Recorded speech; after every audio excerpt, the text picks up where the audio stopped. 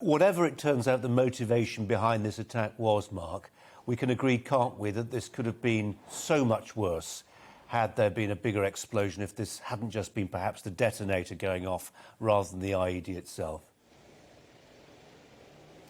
Yeah, I mean, it looked a fairly powerful blast, even just from a partial detonation, Colin, but you're right. Had this individual been able to get out of the back of that cab and into the hospital proper, had it fully detonated, then we would have been looking at many casualties here. And as police continue to piece together exactly what the makeup of that device is, what they'll want to know, of course, is whether any other individuals may have helped this bomber in purchasing the ingredients, in assembling the device, and, of course, crucially, Colin, whether there might be any more of these devices still out there.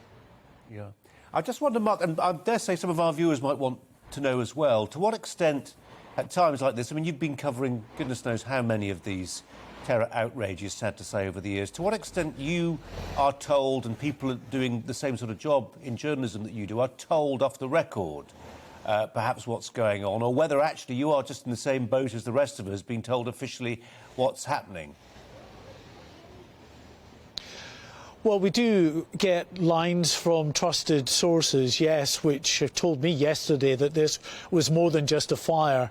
in a vehicle outside this hospital, that we knew something very significant was unfolding, which was why I was on a train up here very early on in this incident as it was unfolding. But as far as the police and the security services are concerned, this is a very worrying time for them. I have to say, Colin, they have been warning about the potential for a real uptake in the terrorist threat facing this country as the country emerges from lockdown, with people clearly indoors, not out and about. We saw the crime rate, for instance, just plummet during that year and a half of those various lockdowns. But then coming out of that, crime has been on the increase again in certain key areas, particularly violent crime. And there's been a real concern that those they call them bedroom jihadis, those who've been radicalised in their own bedrooms, spent a lot of time on the internet during lockdown, have been basically radicalised by individuals, people, members of the terrorist group Islamic State, ISIS, or Al-Qaeda, groups which have been